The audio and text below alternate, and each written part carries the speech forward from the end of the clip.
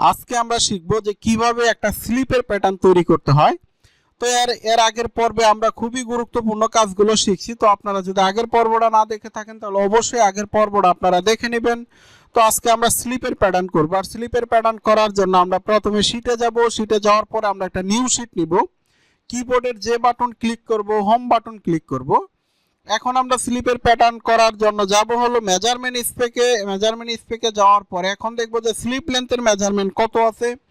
এইখানে দেখেন এই হলো স্লিপ লেন্থ, আর স্লিপ লেন্থের মেজারমেন্ট আছে হলো 9। আর আরেকটা কাজ হলো আমরা একটু আচ্ছা, এটা আমি মেজারমেন্ট নিলাম, তাহলে আমি এটা একটু হাইলাইট করে দিই। তাহলে আমরা স্লিপ লেন্থ পাইলাম কত? 9। এটা একটু মনে রাখেন। আর বাইসেপের কোনো মেজারমেন্ট আছে কিনা, বাইসেপ হলো এই যে স্লিপের যে উইথটা, এই উইথের কোনো মেজারমেন্ট আছে কিনা আমরা যদি একটু চেক দিই, না বাইসেপের দেখেন কোনো মেজারমেন্ট নাই। সেই ক্ষেত্রে আমরা করব কি, আমাদের আর্মল স্টেটের মেজারমেন্ট হলো 10, তাহলে আমরা একটু বাইসেপের মেজারমেন্ট আমরা 9 নিয়ে নিব। হ্যাঁ, নেওয়ার পর আমরা প্যাটার্ন শুরু করি, পরে চেঞ্জ করা লাগলে আমরা করব, অসুবিধা নাই।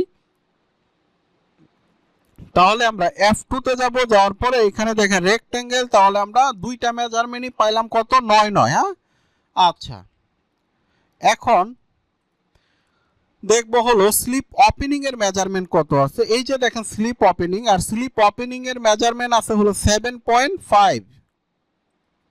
তাহলে আমরা স্লিপ ওপেনিং এর মেজারমেন্ট কত পাইলাম? 7.5। তাহলে আমরা F1 এ যাব, যাওয়ার পরে দেখেন ডেভেলপ, এখান থেকে আমরা মেজারমেন্ট নিব হলো -7.5। এখন আমরা একটা বেজিয়ান লাইন নিব। আচ্ছা, বেজিয়ান লাইন নেওয়ার আগে আমরা দেখব যে স্লিপের আন্ডার আর্মের মেজারমেন্ট আছে কিনা। আন্ডার আর্ম বলতে এই জায়গাটার ভিতরে একটা মেজারমেন্ট থাকার কথা, এই মেজারমেন্টটা আছে কিনা আমরা যদি একটু চেক দিই, না আন্ডার আর্মের কোনো মেজারমেন্ট নাই। সেক্ষেত্রে আমরা একটু আইডিয়া করে একটা লাইন টেনে দিব।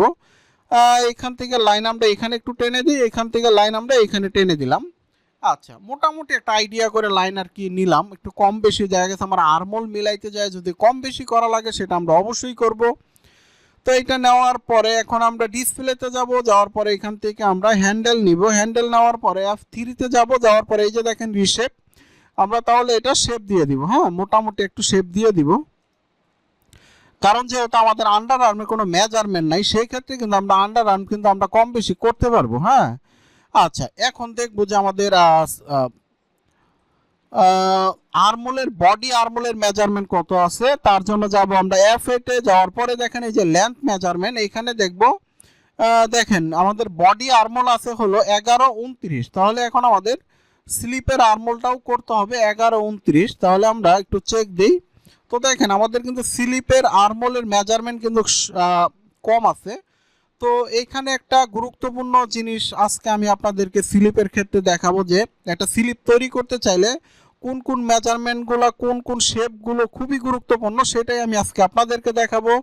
তো আপনারা অবশ্যই মনোযোগ সহকারে ভিডিওটা দেখতে থাকেন। আর শেপটা দেখার জন্য যাব হলো আমরা F1 এ। F1 এ যাওয়ার পরে দেখেন এই যে সিম অ্যাক্সিস, এখানে আমরা এই লাইনটাকে এখানে আমরা সিম অ্যাক্সিস করব। আর সিমেট্রি করার আগে এই যে দেখেন প্যারালালের কোনায় দেখেন একটা বাস, এখানে আমরা একটা ক্লিক করব। ক্লিক করার পরে এই দুইটা আমরা টিক চিহ্ন দিয়ে দিব। দেওয়ার পরে এখানে দেখেন সিমেট্রি, আমরা এই লাইনটাকে সিমেট্রি করব। তো এখন আমরা সিমেট্রি করব হলো এই পাশে সিমেট্রি করার জন্য আমরা সেম আবার সিম অ্যাক্সিস নিব। নেওয়ার পরে এই যে দেখেন সিমেট্রি, আমরা এই লাইনটা ওই পাশে সিমেট্রি করব। আচ্ছা, তাহলে আমরা এই লাইনটাকে সিমেট্রি করব, তাই না? আচ্ছা, এখন আমি যদি স্লিপটাকে একটু ঘুরাই নিই তাহলে আপনাদের বুঝতে আরো সুবিধা হবে। এই যে একটু ঘুরাই নিলাম, এখন দেখেন এই জায়গার শেপটা খুবই সুন্দর স্মুথলি একটা শেপ হবে। আর এইখানে দেখেন একটা কর্নার হয়ে গেছে, খেয়াল করছেন? এই যে দেখেন কর্নার হয়ে গেছে। আর কর্নার হইলে কিন্তু কখনোই চলবে না, এটা কিন্তু মাথায় রাখবেন। তার জন্য আমরা F3 তে যাব, যাওয়ার পরে আবার আমরা এখানে দেখেন রিশেপ দিয়ে আমরা শেপটা দেখি কতটা মডিফাই করা যায়। কারণ এখানে যদি কোনো প্রকারের কোনো কর্নার থাকে তাহলে কিন্তু আমাদের স্লিপ কিন্তু চলবে না। হ্যাঁ, এটা কিন্তু মাথায় রাখবেন, কারণ কর্নার কোনো স্লিপই চলবে না। এটা অবশ্যই একটা এরকম একটা শেপ হইতে হবে। আচ্ছা, আমাদের মেজারমেন্ট এখনো একটু শর্ট আছে, আমরা যদি এইটাকে যদি সামান্য একটু কমাই দেই, মাইনাস যদি আমরা 0.2 দেই, দেখেন আমাদের কত দরকার, 29 দরকার, তাই না? তাহলে আমাদের আরেকটু শর্ট আছে। তাহলে আমরা যদি রিশেপ দিয়ে, আমি একটু জুম করে দেখাই তাহলে বুঝতে সুবিধা হবে। এই যে রিশেপ দিয়ে যদি আমরা এটাকে আরও 1 মিলি যদি কমাই দিই, এটাকে যদি আমরা -0.1 করি, এখন দেখেন আমাদের কিন্তু মেজারমেন্ট মোটামুটি কিন্তু ঠিক আছে, সামান্য একটু পয়েন্ট, ওইটা নিয়ে তেমন কোনো সমস্যা না। এই যে দেখেন সেটাও কিন্তু আমাদের ঠিক হয়ে গেছে। আরেকটা জিনিস দেখেন, আমি যদি এই বাড়তি লাইনগুলো একটু ডিলিট করি তাহলে আপনাদের বুঝতে সুবিধা হবে। আমি যদি হ্যান্ডেলটাও উঠাই দিই তাহলে আরও বুঝতে সুবিধা হবে। তো এই জায়গার পয়েন্টে তাকান, দেখেন এখানে কিন্তু কোনো প্রকারের কোনো কর্নার নাই, সুন্দর একটা কিন্তু রাউন্ড শেপ। তারপরে যদি আমি আপনাদেরকে এই পাশটাও দেখাই, দেখেন কোনো কর্নার কিন্তু এই জায়গায় নাই, সুন্দর একটা রাউন্ড শেপ আছে। তো এটা মাথায় রাখবেন যে অবশ্যই এগুলো কিন্তু রাউন্ড শেপ হতে হবে, কোনো প্রকারে কোনো কর্নার হইলে কিন্তু চলবে না। এই জিনিসটা কিন্তু অবশ্যই অবশ্যই মনে রাখবেন।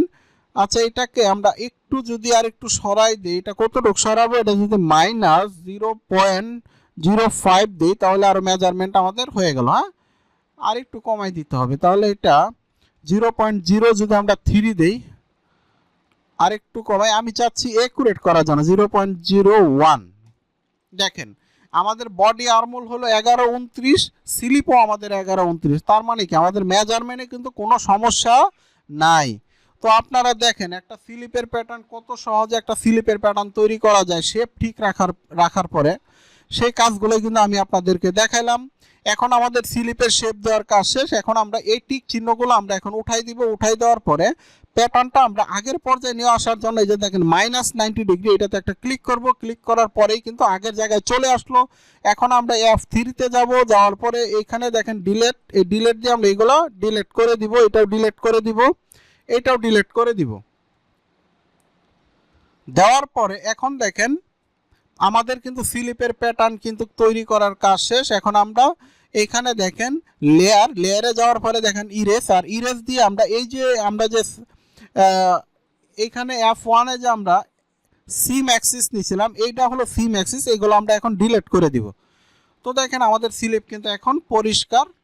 আচ্ছা, আমাদের স্লিপে কিন্তু আরেকটা কাজ বাকি আছে, বলেন তো কোন কাজটা? সেটা হলো আমাদের কিন্তু স্লিপে কিন্তু আমাদের একটা কাপ আছে, এই যে দেখছেন এই যে একটা কাপ আছে, এই কাপের প্যাটার্নটাও কিন্তু আমাদের তৈরি করে, কাপের প্যাটার্নটা কিন্তু আমাদের তৈরি করতে হবে। তার জন্য আমরা দেখি কাপ হাইটের মেজারমেন্ট কত আছে। এখানে কাপ হাইট না, কাপ হাইটের দেখেন কোনো মেজারমেন্ট কিন্তু, কাপ হাইটের কোনো মেজারমেন্ট কিন্তু নাই। সেই ক্ষেত্রে আমরা কাপ হাইটটা আমরা আমাদের মতো একটা আইডিয়া করে এটা আমরা দিতে পারি।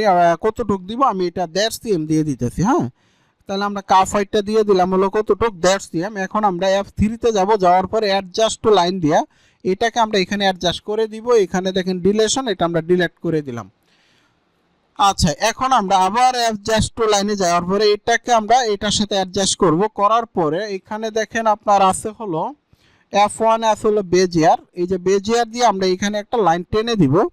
তারপরে F3-তে যাব, যাওয়ার পরে দেখেন ইনসার্ট পয়েন্ট, এটাকে আমরা ইনসার্ট পয়েন্ট করে দিব। তাহলে আমরা এখানে জিনিসটা কি পাইলাম, এটা হলো আমাদের বডি প্যাটার্ন আর এটা হলো আমাদের কাপের প্যাটার্ন। তো কাপের কিন্তু আমাদের প্যাটার্ন লাগবে না, বাট আমাদের একটা মেজারমেন্ট ঠিক রাখার জন্য আমরা কাজটা ওইভাবে করলাম। কারণ এইখানে যে স্লিপে যে কাপ আছে এটা আমাদের তৈরি করাই আসবে, কারণ এটা হলো আমাদের নিটিং থেকে এটা আমাদের তৈরি করাই আসবে। অতএব এই কাপ এবং এই কলার এগুলো আমাদের তৈরি করাই আসবে, এগুলো আমাদের বানাইতে হবে না।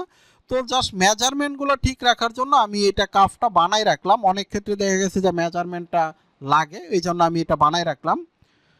তো ঠিক আছে, আজকে আমরা শিখলাম যে কিভাবে একটা স্লিপের প্যাটার্ন তৈরি করতে হয়।